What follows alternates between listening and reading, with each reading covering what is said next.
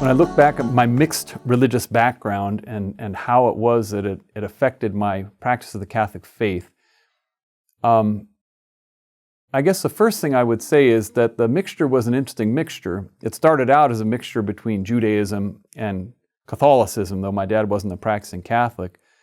And I found as I became a Catholic that it felt like it was in a lot of ways coming home to the fulfillment of my upbringing in Judaism.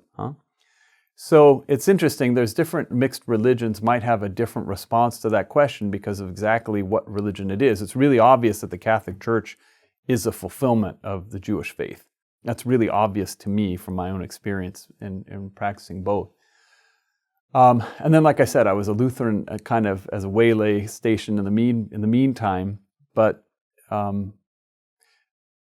my parents never made religion a point of argument, or there was no contention there about that. And I think that's one of the most important things. If the parents don't make the religion a wedge between them, then that's less likely to cause the children to reject religion altogether. Because if, let's say you've got, a Jewish mom and a Catholic dad like me, or you had a Muslim mom and a, Lutheran dad, well, if they're always fighting about religion, well, what do you think the kids are going to do? Right? The kids are going to be saying, well, every time my parents talk about religion, they don't like each other. So I don't want religion in my life, right?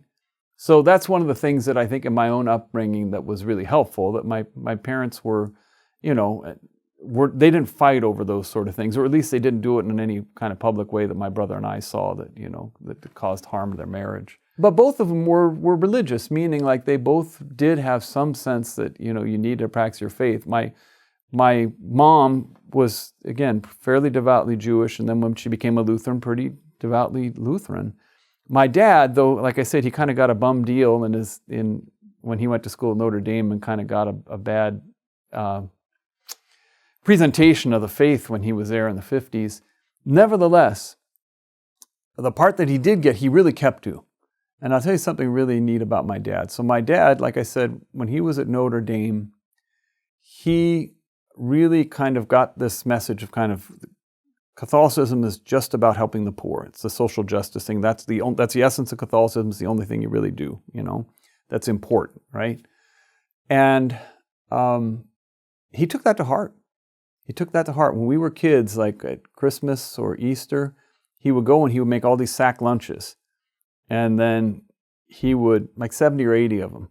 And they'd always put like a little picture of the Sacred Heart in there and a little rosary, And then we go down to like MacArthur Park in LA where all the homeless people and the drug addicts were, and we pass out these lunches to people. Or I never saw my dad pass a poor person without giving him something. If we were driving in a car and there was a homeless person pushing a shopping cart over on the other side of the street, he'd make a U-turn. And then he'd give us some money, give that $5 bill to that man or whatever.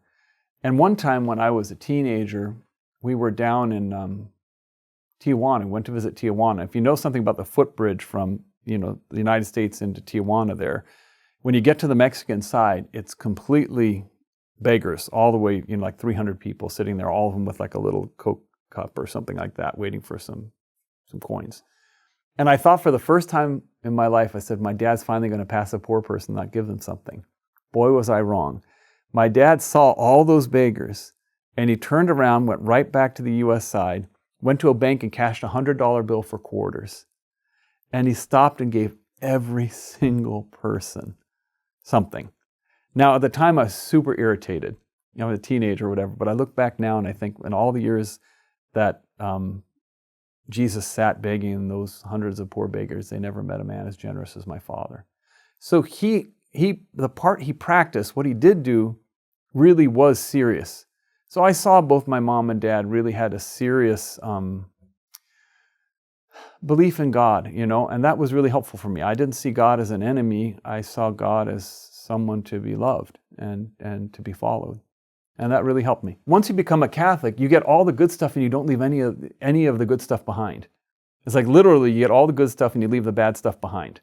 You get all the truth, you leave all the error behind. You get all the practice of the faith, you leave everything good that my dad did, everything good that my mom did, I can do as a Catholic, and even better in some ways, And so with regard to that, becoming a Catholic, it never means you have to sacrifice anything that's really good and true in God's revelation. I often say, look, you don't judge a religion by the people who lukewarmly or half-heartedly practice it. You judge a religion by the people who are all in. And look at the Catholic faith. Will anyone stand up to the Catholic saints? I don't think so.